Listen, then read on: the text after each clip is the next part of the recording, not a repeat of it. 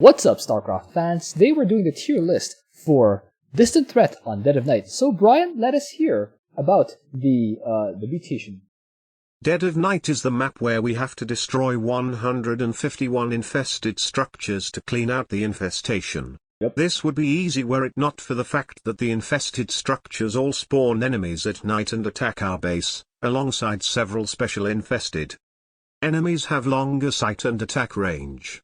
Big bubbles appear on the map that slow down our forces if they are caught inside one. And a Purifier Beam chases our dudes around. Alright, so with me are Tutu and Stickspender. Tutu and Stickspender, how are you guys today? Great. Doing pretty good. Awake. You are awake. I exist again. I am back. That's awesome. Alright, Tutu, let's hear about how we're going to rank the commanders this week. Distant Threat is a relatively easy mutation, so commanders who can do both offense and defense relatively easily will get higher ranking. How about you, Sixbender? Because it's an easy mutation on Dead of Night, I think we really are going to have to give some credit to commanders on the front of this won't take 5 years, because it really shouldn't. Alright, that makes sense. So having commanders who don't take 5 years to clear the map will be nice. Yeah, I would value offense a little bit more, but defense is also pretty important. Because this is a really easy Dead of Night, so it's closer to standard brutal Dead of Night than like an Except Hot and Horror still can't defend. Yeah, well, they still defend better than Zagara, so, at least they have ranged units. But yeah, that's not the Hot and Horner's rule here. Anyway, let's begin. Abathur, where do we put him? Abathur, I actually think Dead of Night surprisingly provides a lot of biomass. Abathur, the first night you can, even if you don't have a Brutalist, even if you don't have a Brutalist, you can hold with just a few Spine Crawlers and Toxic Nests. So, as you go on longer, your army gets stronger, and eventually you'll be able to pretty much hold anything. So even if your ally is slow, or even if you're slow at clearing, you can still survive pretty long. So I put him in A. Okay, I believe that's Abathur's first A in a long while. Stickspender, how about you? Abathur is pretty solid. He's got good offensive options. He's got good defensive options. If you have a poor Abathur player, they will probably be very slow, and a poor Abathur player will also probably have a hard time defending. But it's basically a matter of Abathur's still hard, but this might be a time when you get away with being a bad Abathur and not completely being a dead weight anyways. And more importantly, a good Abathur, a decent Abathur, more accurately, will totally be fine. Alright, so unanimous A. Awesome. Does this consider prestige, or does it not matter? I would say P1's lower. B? P1 is B? E1 would be like B-ish, maybe even C. It's really slow without Brutalist. How about P3? P3, oh. That was fun. We forgot that exists. No, P3 is good because you get lots of Brutalists. We don't talk about P3. Alright. Alarak, where do we put him? You actually have to put a little bit of thought and effort into remembering to defend. You can't just and then I made a couple buildings and all my problems didn't happen. But other than that, Alarak's hero unit is, really can survive just about everything during the night because he gets so much life leech, and its destructive wave cleaves through infested so fast, and he has a mothership at 3 minutes into the game to start walking out and clearing and spamming destroyers 3 minutes into the game. Since so many people decide to play IF commanders and just hard defend and do no attacking, Alarak might actually be a perfect option, because then you just YOLO in there, clear as fast as possible. You don't have to look back at the base, at least. So basically, he's S tier on the basis of offense. The fact that he doesn't have an easy defense pulls him down a little bit, because I don't think he can quite be S tier at that point. So I'd put him in A. I put him in B because he can't. I know that you probably won't need to, but he can't hold when there are multiple in the later nights, if it somehow gets that long. He has kind of some trouble against multiple stanks. if it gets to that point. For some reason, and for some people, it might get there. So his defense is not as robust, and those people probably wouldn't go out and clear any during the night. They might be afraid to go to attack during the night as well. So because he can't hold as well, I put everyone in A, like people who can hold pretty much forever. So, and Alarak is not someone who can hold forever. He can hold for a long time, but he can't in the first few nights easily, but he can't hold forever. So yeah, I put him in B. Is it even fair to assume that most players will reach that? Because That's like even over on, an hour in. Yeah, even in most discussions, like even most players I run into the solo queue, it doesn't get. Of course, that may have something to do with me, who's actively clearing most of the time, but it doesn't really reach further than night 4. And this is a brutal one. Yeah, it's a brutal +1. So, given that it only reaches night 4, do you think it's still B level bad, Tutu? I don't think he's bad. I just think that the A's being able to hold indefinitely is a thing for pubs, especially. Yeah, I think we can have Alarak in A for now, and then we'll see where the rest of the commanders fit, and then we can see we can judge if someone, maybe a few, need to be demoted to B, because yeah, I don't think Alarak's that bad. I even went for P1 as I mentioned earlier, and it wasn't that bad. I lost a lot of vanguards, but the Wrathwalkers, almost all the Wrathwalkers, I think, stayed intact. So yeah, I think we'll have an A for now. And then we'll discuss later again. Arcturus, where do we have him? He can stay home and clear pretty much everything. And he can hold pretty much forever. But he doesn't clear as easily as the S. I think like it requires a little more work. So I put him in A. I can agree with that. How about you, Stixbender? I'm a little confused as to who can easily hold forever and also can clear dramatically better than just. And then I built ESOs and I didn't even leave my house. They can't reach every corner of the map. That's true. That's true. But you do also have Earth Splitters are one of those things that are easier said than done. Like, yeah, you just build Earth Splitter, but like the act of building Earth Splitters, the building forces, like it's a lot of building and a lot of multi-building. But yeah, I can see Mangs getting A tier. I'm kind of curious as to who's going to crop up in S tier now, but yeah, I can see Mangs getting A tier. All right. Let's move on. Arty Farty, where do we have him? So as I was saying, Artanis, he's also a very offense-oriented commander for this map, and he's not as good at the offense thing as Alarak. Nope. Unless you really know exactly what you're doing with Tempests. Like, exactly what you're doing. So, you're gonna not be very fast at clearing. You can do it at a pretty steady rate. You can push steadily during the night if your ally can hold the defense at home. So if you get an IDEF ally, Artanis isn't completely left hanging. But your ability to defend in later nights is not there. Your ability to defend early nights is not even that much there. So it's like he feels like the highest he can go is B tier, maybe even down to C tier, because this is basically a tier. If this is a tier list of the map Dead of Night, then Artanis is not great. All right. How about you two? I wouldn't use Tempests. I would use Dragoons. Just lots of Dragoons and Immortals for the aberrations. And then I will use P3 and do delayed unbound fanatic drops. Mm-hmm. So you drop one, then when it's about to expire, you drop another one, and you repeat until you use all 5. And then you do that again because the cooldown will be ready. And then you defend pretty easily. But with that said, he's still not as good as the other ones. So he'll suffer a little if the game goes on too long. So I put him in C. I actually have in C also, weirdly enough. Yeah. All right. Sorry, Artie. Dehaka, where do we have him? Dehaka, Guardians are really good because you fight their long range with your AoE long range. Yeah. And then you have Creeper or mix of primal and creeper hosts for defense. This defense doesn't last too long though, so so he can defend for the first like 3 nights pretty easily, and it gets a little bit more difficult later on. So I put him in B. B? Okay. How about you, Stickspender?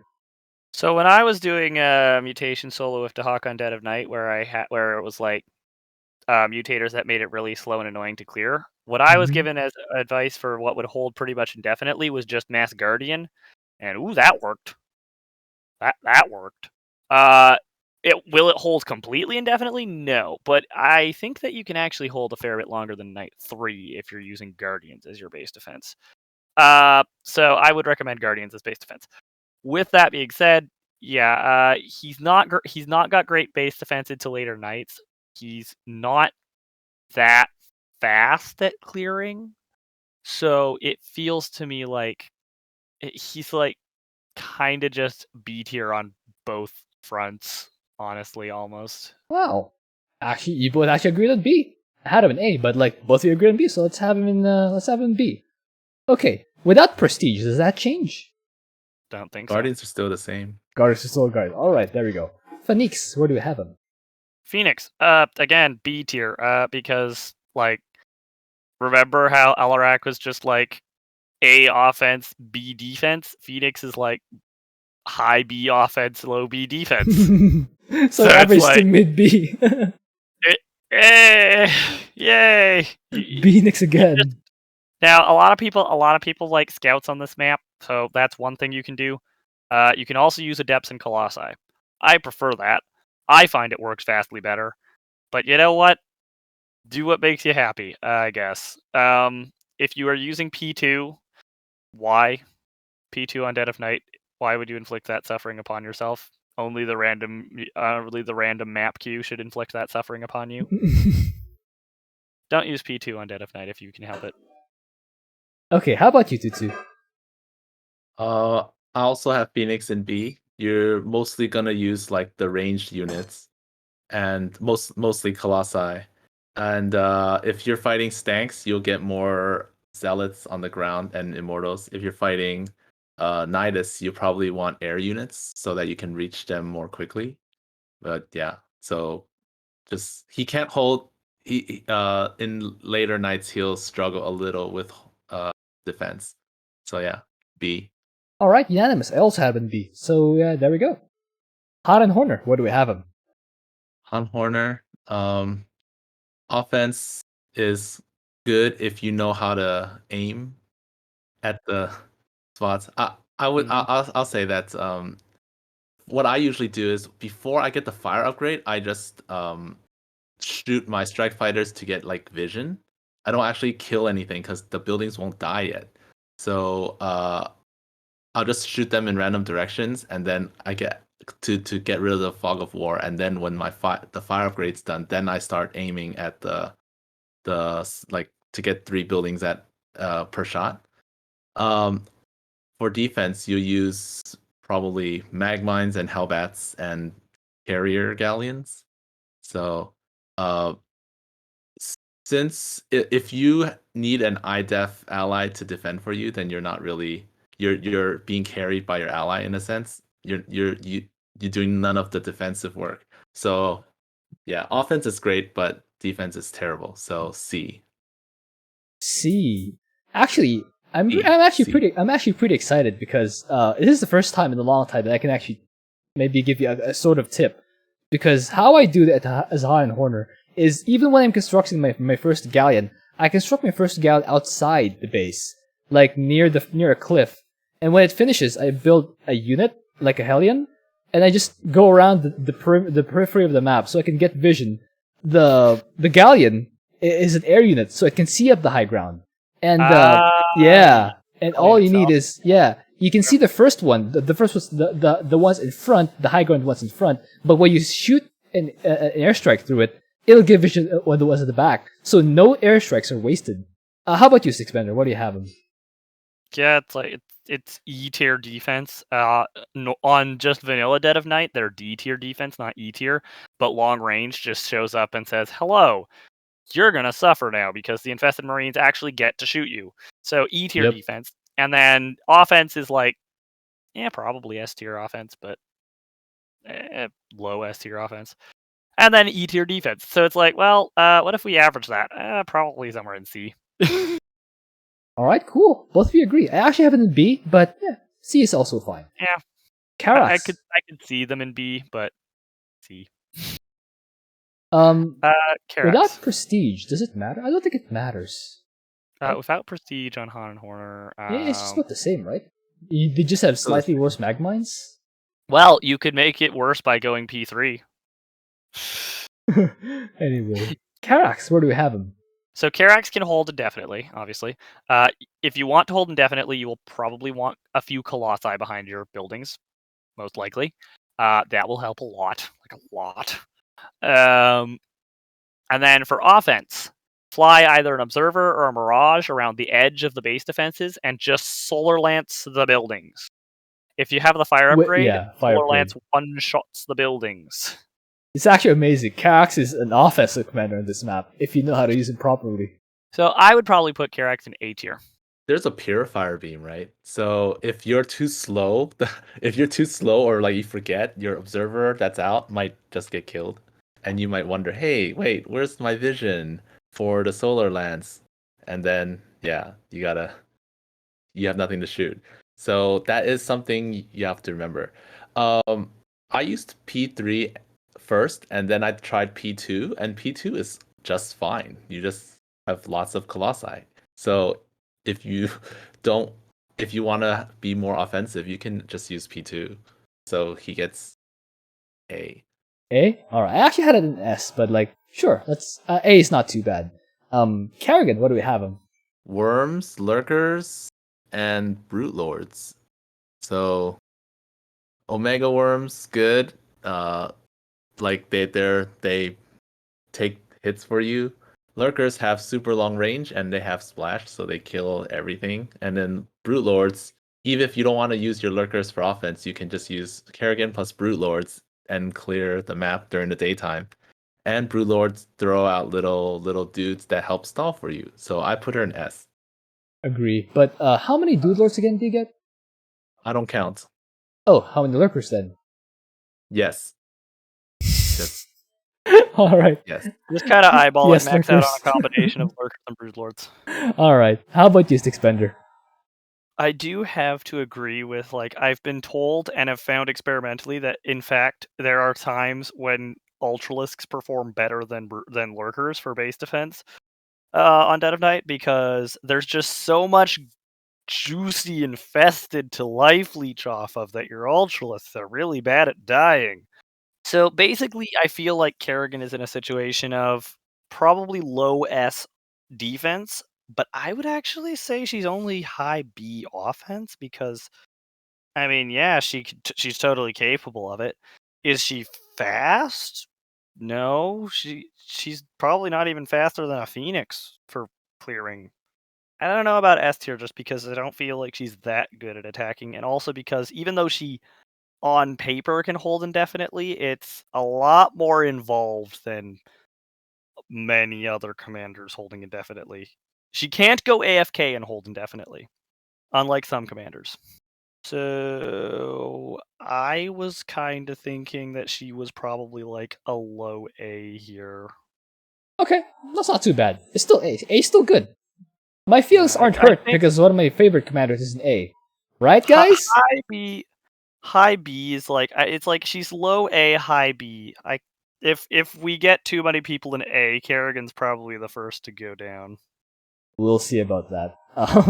Nova, where do we have him? She's got tanks. Can they hold indefinitely? Probably, but like, we'll just go with no because that's a safer answer. How well can Nova clear? Quite well. You use Liberators and you use Nova. If you're using P3, yeah, and P3 isn't definitely easy. Yeah, the reason I like P1 is because when you switch it back into shotgun mode, you can literally one-shot an entire cluster of buildings like that, because the shotgun blast, if you have full Nova Nova ability damage mastery, if you have that, And then you have for the first 5 seconds after switching to assault mode, Nova does double damage. So that means your shotgun blast does 300 damage to light, and structures only have 500 health and are light. But I'll still yeah, use P3.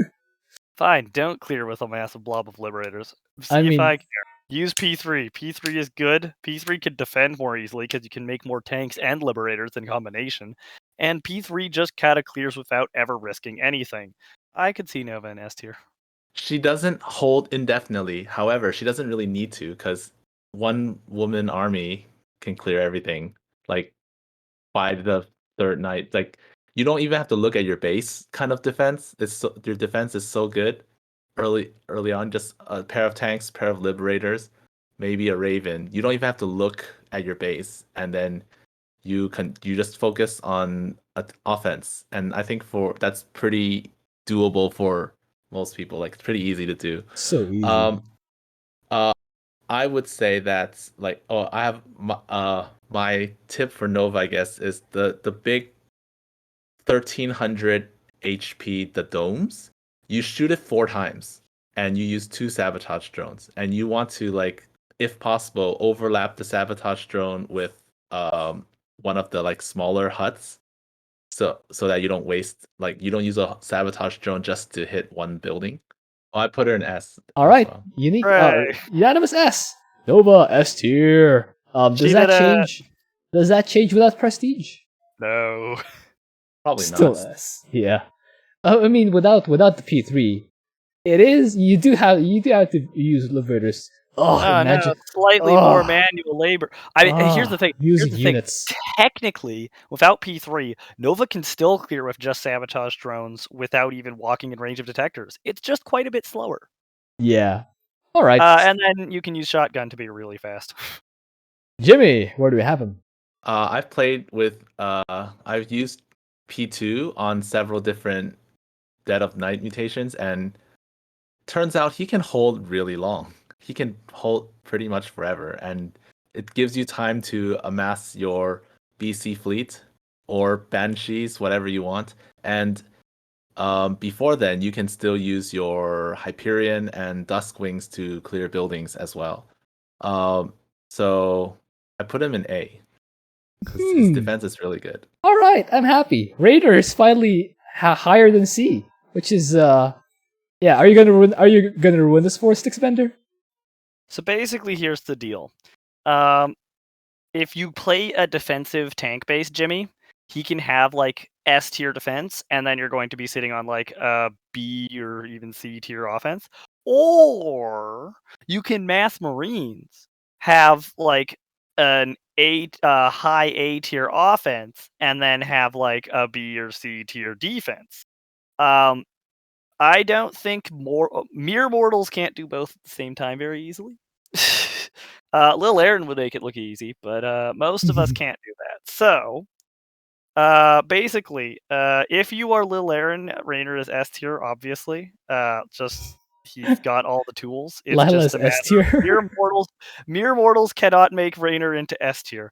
So I guess he goes into A tier. There's an argument for putting him in B tier, but we put Kerrigan in A tier, so Jimmy's got to go in A tier because because they're simping for each other. That's the real reason, definitely. Jimmy finally gets an A. What's the argument for B? The argument for B is that it's just like, he's like low S clearing, or he's like low S defense or high A clearing. All right. And then like BC the other one, whichever style you go for. But it's like, yeah, I think he can eke his way into A. And Anyway, Statboy, where do we have him? lurkers are going to be a pretty bad defense here, I think, actually, because here's the thing: Stetmann's lurkers are dubious on this map, anyways. But with long range, the special infested are just going to show up and say, those lurkers you have, not anymore. So lurkers aren't going to work. Your best defense is probably Ultralisks, maybe Broodlords. Ultralisks don't have Life Leech because they can only Life Leech from mech, and Infested aren't mechanical unless they're Banshees, which aren't on this map. Broodlords will run out of energy almost immediately. at least you can clear decently well with your ridiculous Zerglings and the power of Gary, but Gary can only be in one place at once. Yep. So B, maybe All right. C, probably B, just because of the sheer strength of his units for clearing and just like shoulder checking Amon's defenses is not that hard. How for about him. you, Tutu? You gotta use P3. Yeah. P3 on this map, P3 Ultralisks defend forever. They have so much DPS, Long range. but you have green zone. Like Makes you move sense. forward, yes, but you're gonna eat them. That's and if true. they I get too forget close, that's right. if you're moving too far out, you walk back, let them come forward a little, then you go out again, and you feast on them some more. So, I thought this was like really simple, and like all your gas is used on Ultralisks, and then your spare minerals will be on Lings and maybe some static defense if there are spotters or something something to shoot up, then sure, get some help. Gary solo clears. Besides, like Gary can handle spotters, but it takes some time. So like you want something else to help you shoot, sure. But yeah, so I put Stetmann S. Yeah, basically, I agree with that. I forgot P3 existed. P3 Stetmann is S. P anything else Stetmann is C. All right, I can agree with that. All right, P1 Stet boy. Stetmann is D. You almost made it a week without being an S, Stet boy, but you pulled through. Man. Stukov, where do we have him? P3, P1 they both work just fine. You regardless of prestige, you're gonna use a lot of tanks. Yep. So I went pure tank on this one. It's pretty fun. Yeah. So, for clearing, I think P3 makes clearing easier just because you don't have to walk out. You just move your side emitter and then deep tunnel, shoot some stuff, and then move on. Yep. So you just deep tunnel or go to where the beam is not at. The beams are not at. So it's really easy. S. Okay. How about you, Stickspender? I don't see Stukov an S, honestly. His offense isn't that good. His defense isn't that good. He definitely can't hold forever. I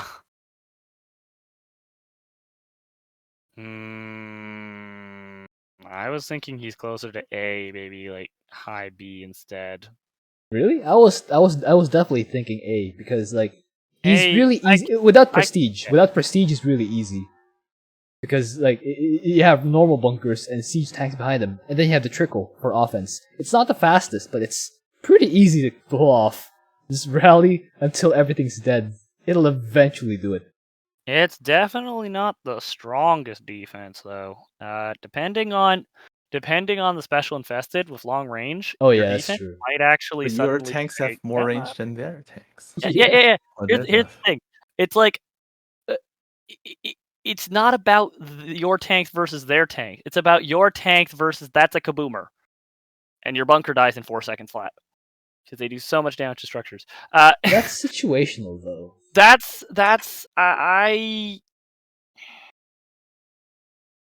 can definitely see other commanders doing a lot better than Stukov at defending. Against all the special infested, there are a lot of commanders that I could see doing a lot better than Stukov defending.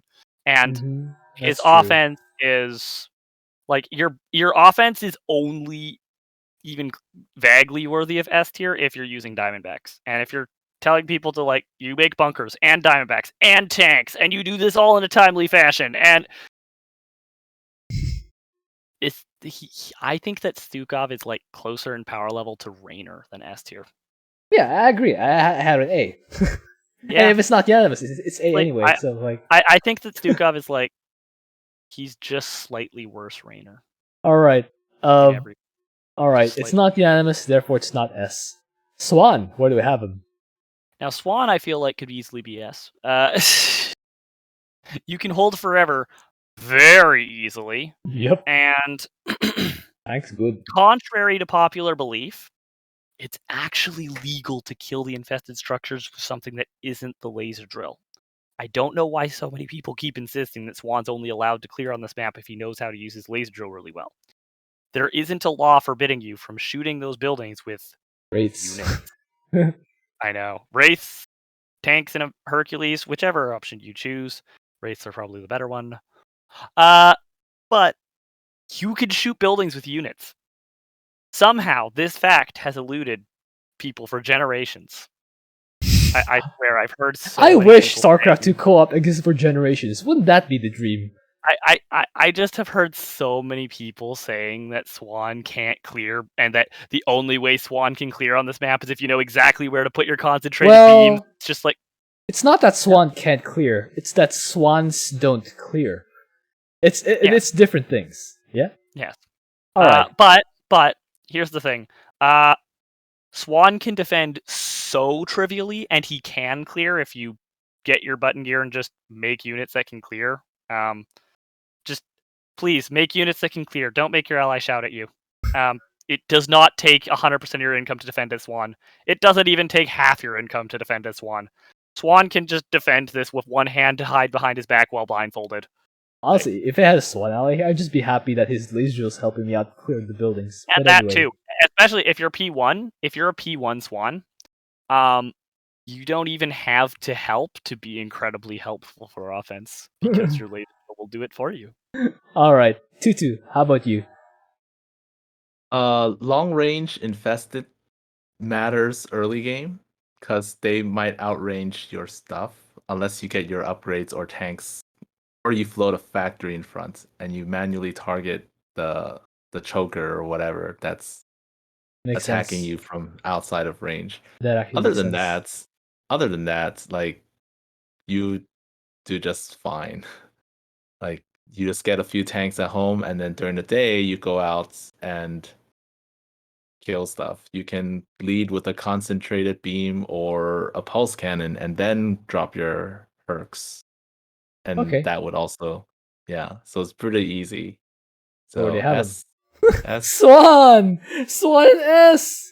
Oh, that's Hooray! awesome. Swan did it! That's I awesome. feel like I have- Swan does a surprisingly good job of being like, he's either S tier or he's like D tier. No, he's always blonde tier, right? He's only even tiers. Swan is only even tiers. Odd tiers are overrated. I actually had Swan and A though, but like since both of you say S, I'll defer. But yeah, like my point with Swan is just that I've seen him in such a range of tiers, because it's just like, we either get, okay, Swan can't attack very easily, so he's going to do very badly, or Swan doesn't die, so he goes in S tier. Yeah. All right. There's just so much diversity in Swan ranks. Mr. Tychus, where do we have him? Tychus. He can, if you use Lone Wolf, like one outlaw can hold an exit, and like even during the night you can continue attacking. But if you don't feel comfortable doing that, then you can use like one of the other ones, and you'll still do okay. But you probably won't be able to hold more than one entrance. Yeah, from my experience, yep. So if you're, I would suggest like P2, use P2. Yeah. But he can't hold very long, and his defense is very involved. And if you get a choker, you're kind of screwed. So I'm gonna put him in C. Wow. How about you, Expander? But P2 Blaze. Yes. P2 Blaze is very fun and funny because of the fact that if you have either with P2 Blaze, you need only to have either a single outlaw and it's nighttime, so infested will spawn from the structures, or B, 2 outlaws other than Blaze, like 3 outlaws total. And if you have that, then Blaze's spreading fire one-shots the 500 hit point structures, so you just have to light the fuse on like the edge of the enemy base, and the fire will just sweep through the base and clean out all the infested structures. You never even have to look at that base. It's just, I never even went in there, but everything's dead. You don't even have to know that it exists.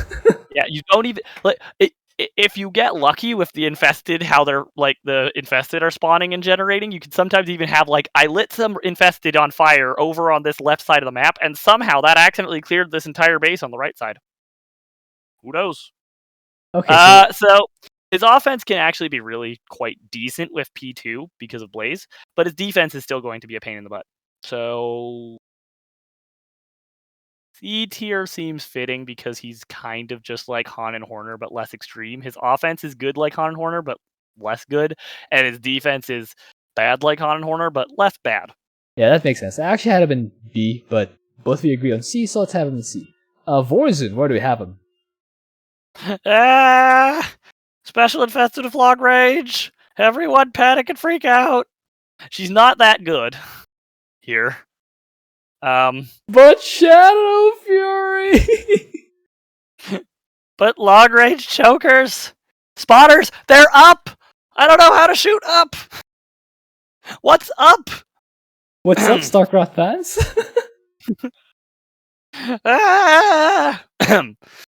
There's a distinct argument for massing Void Rays here for the long range infested.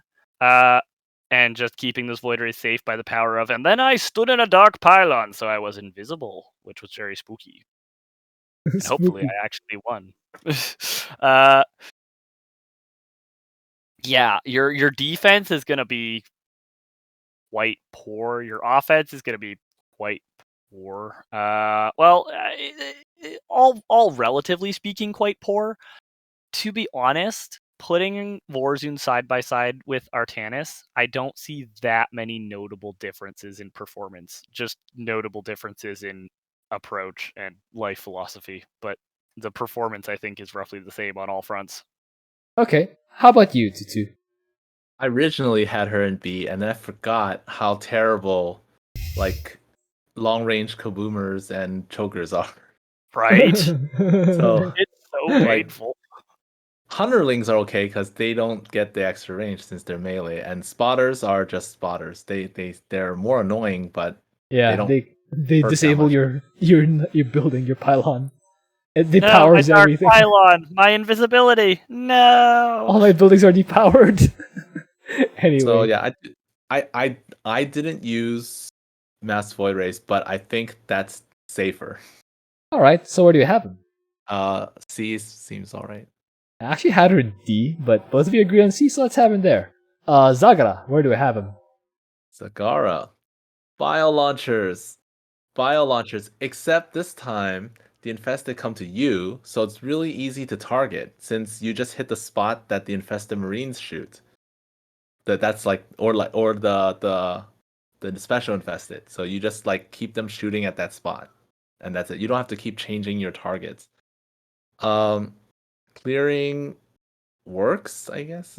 P3 is probably the best choice, but offense is not great. Defense is not great. So I have her in E. E, wow. I doubt Zeratul's gonna be in D, but that massive difference, my goodness. Do you agree, Sixpender? I mean, I was going to put her in F, but I guess she doesn't technically make it harder to beat with a Zagara ally than a solo. So I guess she's not quite F. Only because soloing is technically not harder than having a Zagara ally. It just might not be easier than having a Zagara ally. That is part of it. It legitimately might be only as difficult as soloing to have a Zagara ally, but it won't be harder. So she's E tier, not F tier, because she's not actively crippling you. Okay. She just is giving you the effect of not having an ally. Zeratul, where do we have him? Oh, he's S tier. That's pretty obvious and easy. Kadaran monoliths are really good. Cannons are really good. Zeratul can hold indefinitely. Like seriously. If you're using P2 and things go long and people are like holding forever, you're gonna get like 15 artifacts, and now all your stuff is immune to most of the infested, and your monolith's like two-shot infested in a massive cleaving area. It's just when we were talking about holding forever, I thought Zeratul, well, not only does he hold forever, he actually gets stronger the longer you delay the map. And he also is excessively fast if you want to be. If you're just like, you know what if I just speedrun this map? Then you can do it faster than most commanders. All right. So he's just easy S tier. He's like, I think Zeratul's just the best here. Okay, how about you, Tutu? All right, I did have trouble holding. I'm looking Knight 4, but that's because I chose not to mine. Yeah. So Exactly. Yeah, without mining, I beat a Knight 4. With mining, I forgot, but it was really, really easy. He's F tier, So- guys. We can't do a no mining run. F tier. No, No, I you did can. it. He No, did. I He did it. won no mining. He defended Knight 4 with just free monoliths. Nothing else. No mining. Just monoliths. That's it. Yeah. And he defended to Knight 4. Some commanders use everything they have to try to defend it. They can't handle that. But Zeratul does it purely with his free stuff while doing a no mining run. All right. Yeah. All right. Yeah. That gives you just this. That's like a good image of just the sheer scale of how absurdly good Zeratul is here. All right. So who's the best among the A's or the best among the S's? Zeratul. Zeratul. Okay. I agree with Zeratul being best, but like, I just have this hypothetical scenario. Well, it's not hypothetical. It's realistic scenario in my head. If anyone asks me to help them beat this mutation, I would tell you go Raynor, fly to the corner. I'll take care of it as Nova. I'll also fly, and then I'll clear out using Nova, and that's it. That's We not a weren't good really idea. counting the cheese, but Yeah, if anyone needs my help, that's do keep in mind, fly to the corner and then fly to another corner and then another corner, and oh god, so many Purifier Beams. But yes, yeah. Anyway, Also, so if the attack wave has air units, they go to your buildings. well, just don't let it reach the point where they're attacking, or save the appearance until then. Yeah, if the Nova's fast enough at doing her job, then you don't have to worry about attack waves. It's just a matter of there are Purifier Beams. You better get running. All right. So, Zeratul's best in S, right? Yes. Yeah. All right. Second best. Nova, All right. Nova. and then Swan. This. Swan. Okay. That's pretty fast agreement. Okay. Now here's the fun part. There are a lot of guys in A. I think we'll have to devote like 1 or 2 down to B. Who's the best among the A's? Ooh, Manx. I actually think Stukov, just because of how easy it is. No, Stukov's like one of the 2 people I'd demote to be. Really? All right. Yes. So easy though. Kerrigan?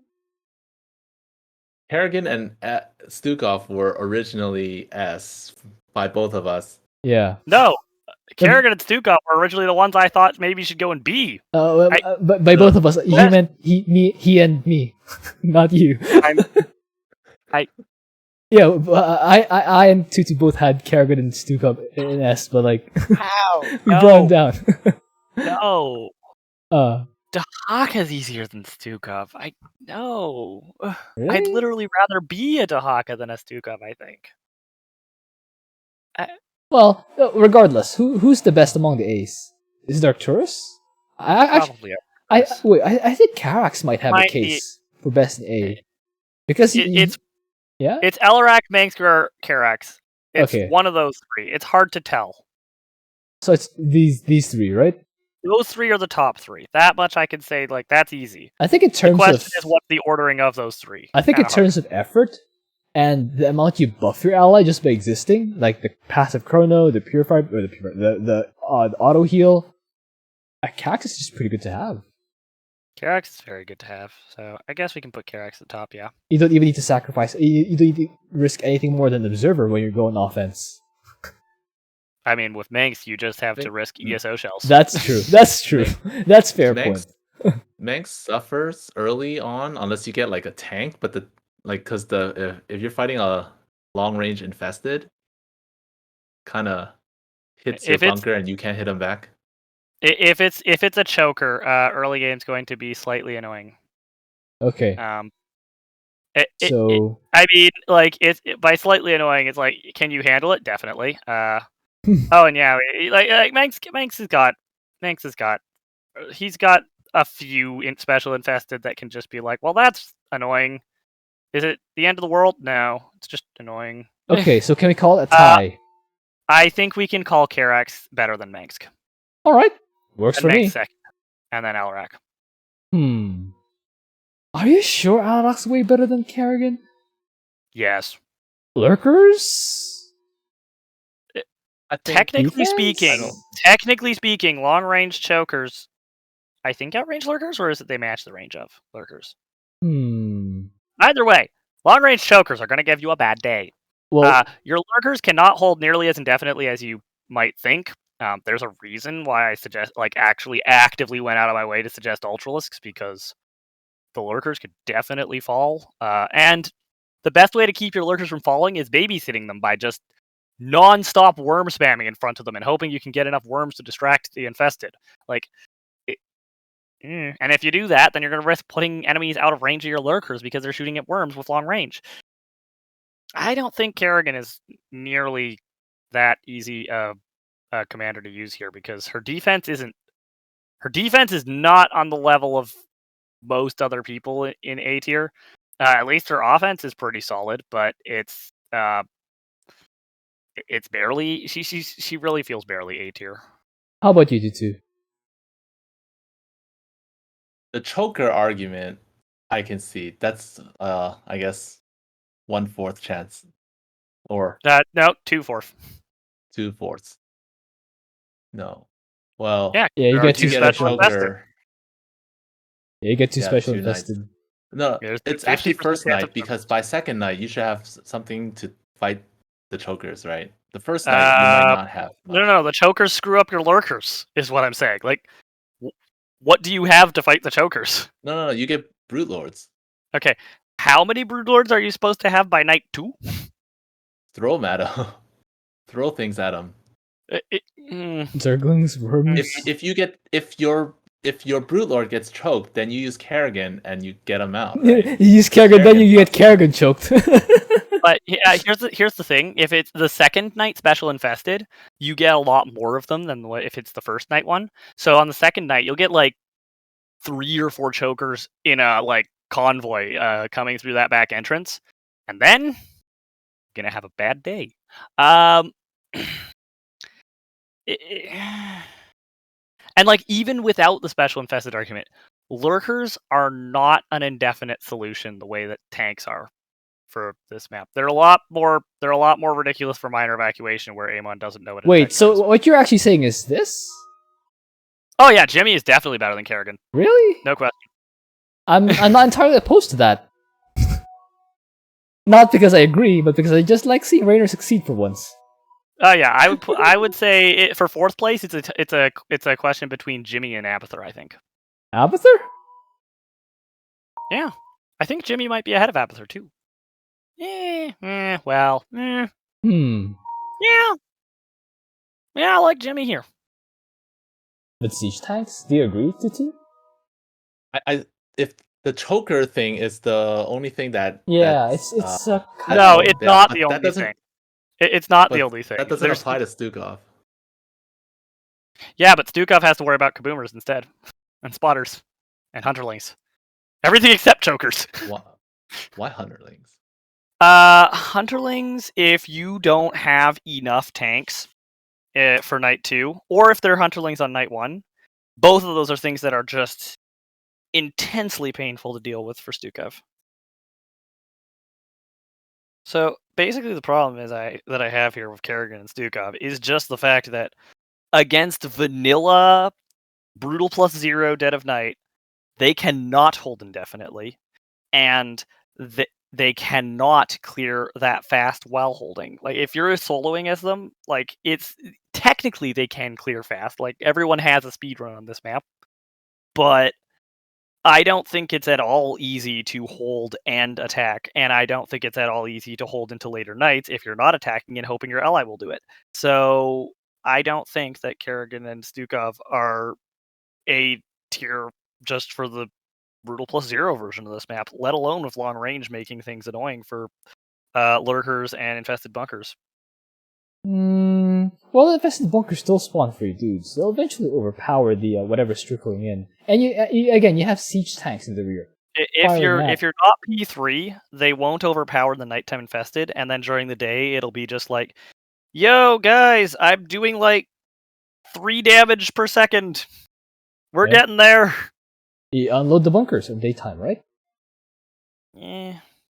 You're still going to you're literally you're going to perform less offensive with your bunkers, even if you're babysitting them, than a swan does by just existing.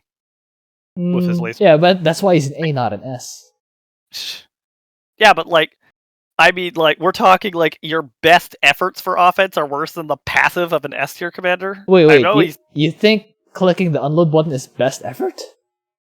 Well, if you're building up a bunch of tanks and bunkers to try to defend your base, I mean, That if sounds you're like a pretty. It sounds like kind of the same thing that Raynor does, doesn't it? it Bunkers and siege tanks. yes, but your bunkers are worse and your siege tanks are worse and your top bar is worse for this map. Are they? Bunkers produce offense.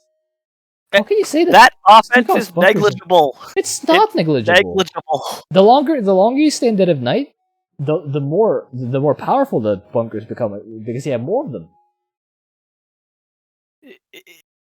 You're not gonna. No. They produce free dudes. Yeah, they produce free dudes. You could also produce free dudes as Dehaka with Swarm Host and Creeper Host, but we actively advised against them because they just free dudes does not automatically mean useful. Yeah, but Dehaka doesn't have siege tanks. That's why he's in B. Your siege tank. So, firstly, your siege tanks are like Reavers. They can run out of ammunition during the long nights of steady infested, unless, of course, they're eating all that bunker offense that you were talking about, which could happen. Then you don't have bunker offense.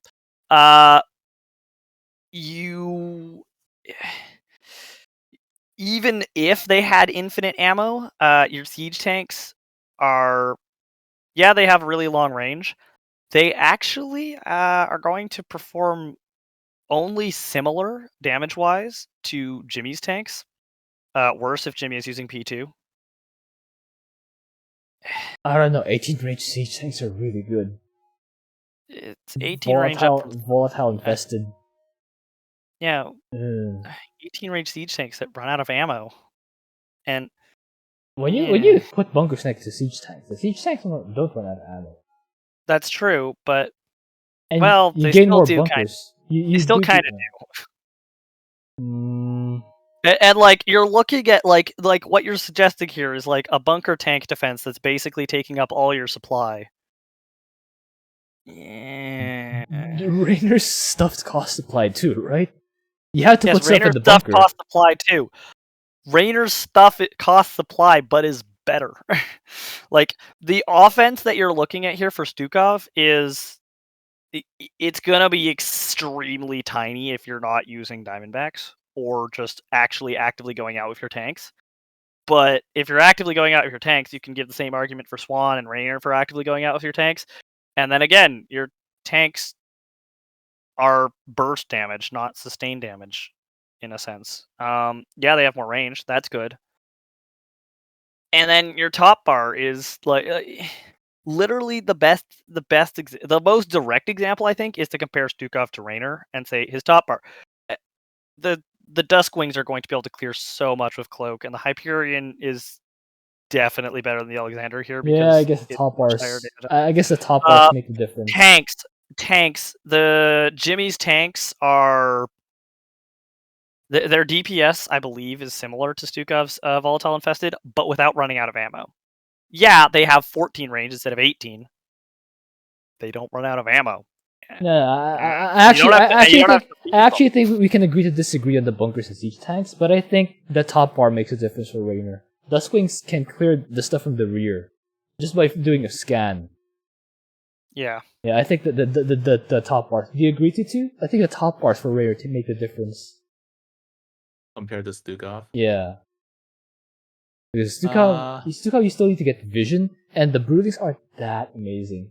Whereas you can snipe stuff with the Duskwings. Especially the buildings. Yeah, that's what I think. In the Hyperion, you can teleport and just use Yamato. The Alexander doesn't have Yamato. It has mind control. But it's kind of situational. It depends on what you can control with it. I do think Hyperion is better than the Alexander in this specific scenario. Not all the time.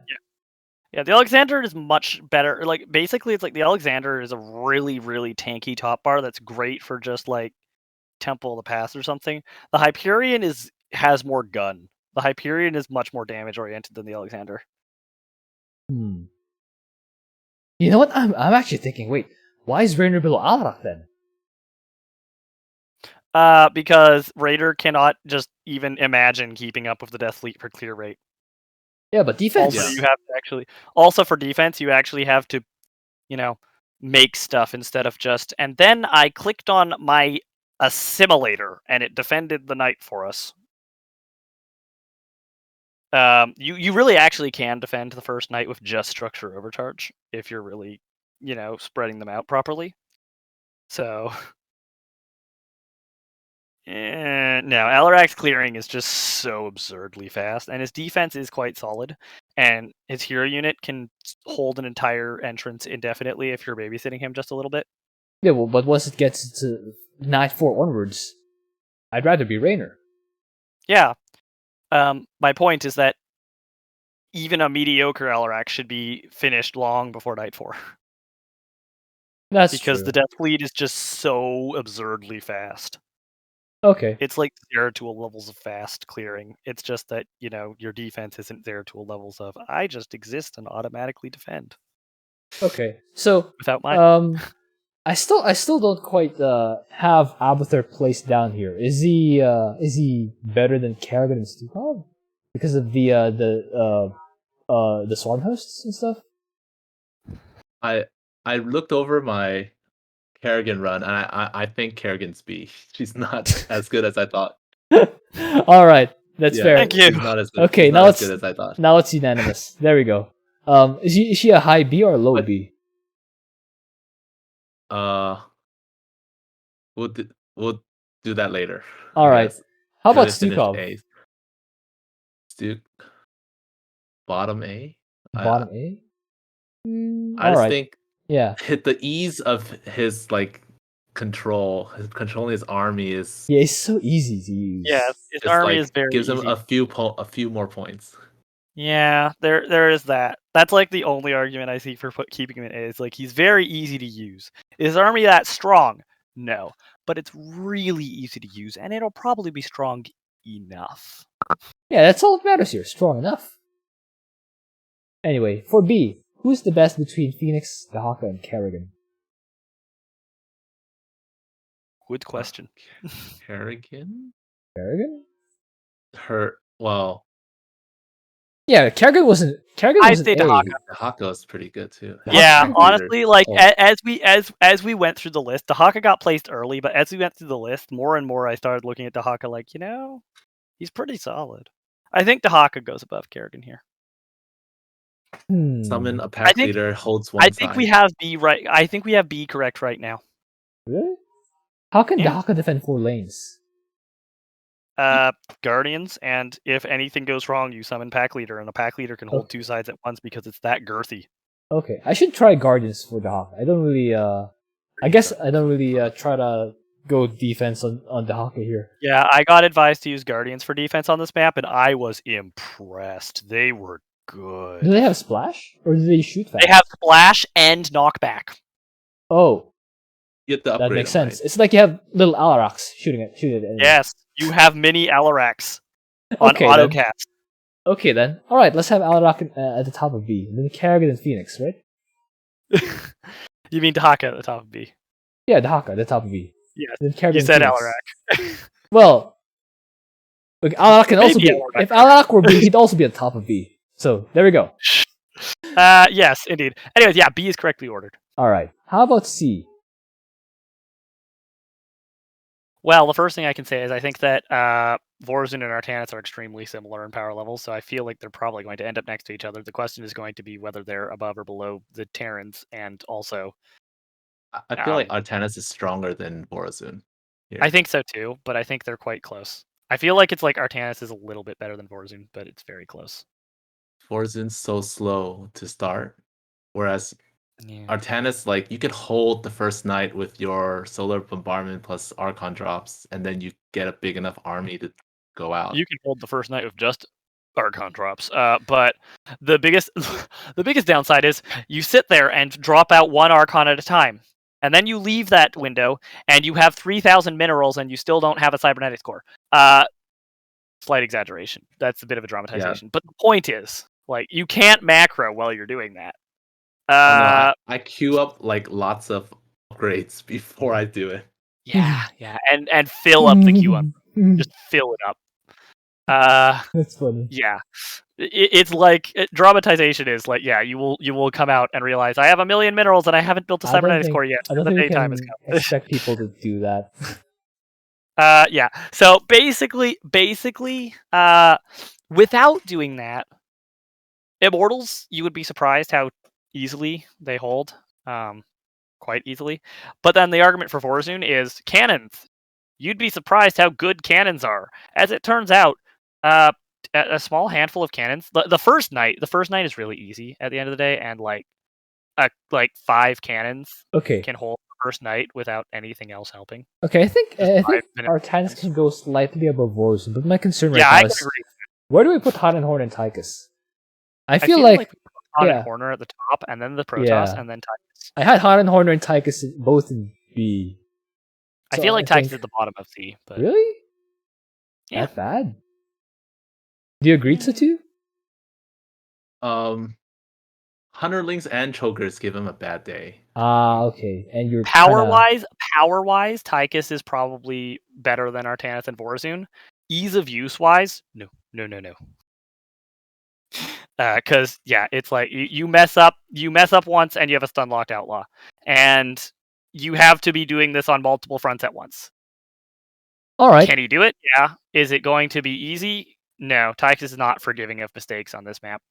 All right. So I believe we have the tier list. Thank you guys for sticking around. And yeah, I'm sort of debating on whether to have a separate tier list video for the argument on Kerrigan and Stukov, but we'll see. I don't think it lasted 10 minutes, but we'll see. That We'll felt see. like 15 minutes, but we'll see. Really? All right. It felt long. All right. Anyway, hope you enjoyed that. Thank you for watching. If you have an idea what else, please leave that in a comment. I will see you guys next time and watch 22 and Sticks Bender's channels. Yeah.